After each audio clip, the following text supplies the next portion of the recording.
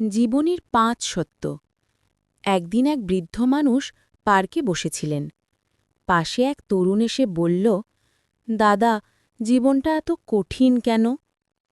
বৃদ্ধ হেসে বললেন, শোন বাবা, আমি তোমাকে জীবনের ৫টা সত্য কথা বলি।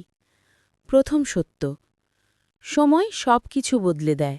যেমন এই গাছটা ছোট ছিল, এখন বড় হয়েছে।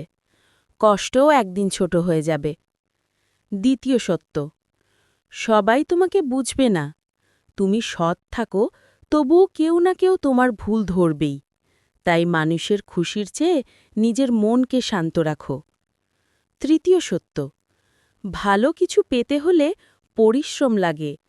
আমি সারা জীবন মাটিতে কাজ করেছি, তবেই আজ ছেলেমেয়েরা ভালো আছে। চতুর্থ সত্য, সবার মন জেতা সম্ভব নয়।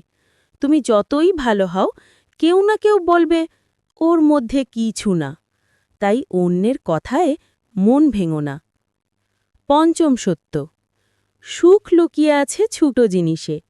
এক কাপ চা, পরিবারের হাসি, নামাজের পরের শান্তি, এগুলোর চেয়ে দামি কিছু নেই। তরুণের চোখে জল এসে গেল। সে বলল, দাদা, আজ বুঝলাম জীবনের আসল মানে কি।